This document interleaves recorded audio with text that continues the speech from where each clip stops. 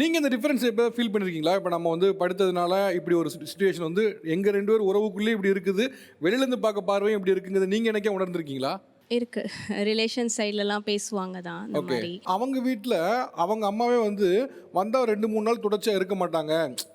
மருமக வேலைக்கு போறா, பையன் இருக்கான் அப்படின்னு ஒரு ஒரு சின்ன ஃபீல் அவங்களுக்குள்ள இருக்கு அப்படிங்காங்க. அவங்க வீட்ல சிச்சுவேஷன் அப்படி. உங்க வீட்ல உங்களுடைய அம்மாவோ, உங்களுடைய அப்பாவோ, உங்களோட அண்ணனோ அவங்க எப்படி பார்க்குறாங்க இத? அவங்களுக்குமே கொஞ்சம் அவங்கள பார்க்கும்போது ஒரு இது இருக்க தான் செய்யும்.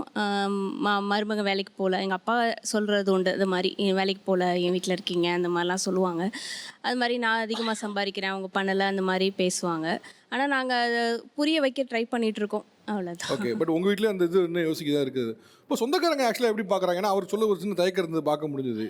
ரொம்ப ஓப்பனாகவே சம்டைம்ஸ் அம்மாக்கிட்டே கேட்பாங்க. இந்த மாதிரி வேலைக்கு போகல, உங்கள் மருமக என் வீட்டில் இருக்காங்க, ஏன் இந்த மாதிரி உங்கள் பொண்ணு மட்டும் வேலைக்கு போதா, என்னாச்சு, என்ன பண்ணுறாங்க, என்ன பண்ணுறாங்கன்னு கேட்குறதே அது ஒரு மாதிரி அதுவே அவருக்கு ஒரு மாதிரி டிஸ்டர்பிங்கான கேள்வி தான். என்ன பண்ணுறாங்க என்ன பண்ணுறாங்க. அவங்க ஆக்சுவலி பிஸ்னஸ் பண்ணிட்டு தான் இருந்தாங்க. பட் கொஞ்சம் லாஸ்ட்டில் இருந்ததுனால அதுவே ஒரு இதாக எல்லாரும் கேட்டுகிட்டே இருப்பாங்க, என்ன பண்ணுறாங்க. அவங்க வீட்டில் இருந்தாலே அந்த கொஷின் டாக்கிங் வந்துட்டே இருக்கும். இப்போ நீங்கள் மட்டும் வேலைக்கு போய் அவர் வீட்டை பார்த்துக்கிறதுன்றது உங்களுக்கு எவ்வளோ குற்ற உணர்ச்சியாக இருக்குது?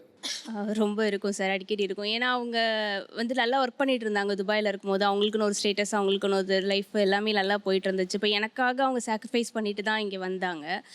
என்னதான் நான் கூட சம்பாரித்தோம், அது ஒரு பக்கம் மணி இருந்தாலும் அவங்களோட இது ஸ்டேட்டஸ் வந்து இதாகுது அப்படிங்கிறது எனக்கு கொஞ்சம் இண்டிவிஜுவலாக எனக்கு ரொம்ப கில்ட்டியாக ஃபீல் ஆகும். ஓகே. பொதுவாக திருமணத்தில் வந்து வாழ்க்கை துணை, அதாவது நம்மளுடைய ஸ்பௌஸ் வந்து நம்மளோட அதிகமாக படிச்சிருக்குதுங்கிறது வந்து வெவ்வேறு டைமென்ஷனில் இதுக்கான இம்பேக்ட் இருக்கும். உதாரணத்துக்கு சொந்தக்காரங்க, ஃப்ரெண்ட்ஸ் சர்க்கிள், உற்ற உறவினர்கள் அப்படின்னு அதெல்லாம் ஒரு பக்கம் இருந்தால் கூட எங்கள் உறவுலே கூட இந்த அதிகமாக படித்ததுங்கிறது என்னுடைய தன்மானத்தையோ இல்லை எனக்கோ ஒரு சின்ன இம்பேக்டை உருவாக்கிட்டு தான் இருக்குது இன்னைக்கு தேதிக்கோ. அப்படின்னா யாருக்காவது இருக்கா அப்படி?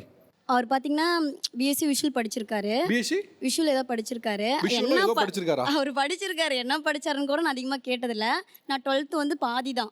கல்யாணம் எத்தனை வருஷம் ஆகுதுமா? 4 மாதம் தாங்க சார். 4 மாதம் தான். ஆனால் கல்யாணம் பேசும்போது கூட 4 வருஷம் லவ். 4 வருஷம் லவ். இல்லம்மா, எனக்கு இது புரியல. என்னன்னா 4 வருஷம் லவ், 4 மாசம் கல்யாணம் ஆகி இதுல என்ன படிச்சிருக்காருன்னு இது கேட்டதே இல்லையா? கேட்கலைங்க சார். லவ் பண்றப்ப என்ன படிச்சிருக்கலாம் நாங்க கேட்கல. லவ் பண்ணா போதும் அப்படின்ற எண்ணத்துல இருந்திருக்காரு.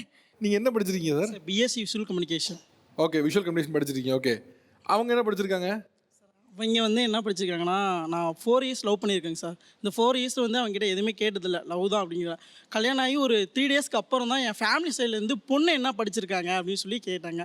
நான் அவங்ககிட்ட போய் கேட்குறேன், என்ன படிச்சிருக்கீங்க அப்படின்னு சொல்லிட்டு. அவங்க வந்து இப்போ எதுக்கு கேட்குறத, நீ முன்னையே கேட்டிருக்கலாம்ல லவ் பண்ணுறப்பயே அப்படின்னு சொல்லிட்டு. சரி அப்படி இப்படியே சொல்லிட்டு நான் கேட்டுட்டேன் அவங்ககிட்ட. கேட்டதுக்கப்புறம் நான் 12வது தான் படிச்சிருக்கேன், அதுவும் பாதியில் தான் நின்றுருக்கேன் நான் அப்படின்னு சொன்னாங்க. எனக்கு கொஞ்ச நேரத்தில் தூக்கி வாரி போட்டுச்சு. சரி என்னடா இது அப்படிங்கிற மாதிரி.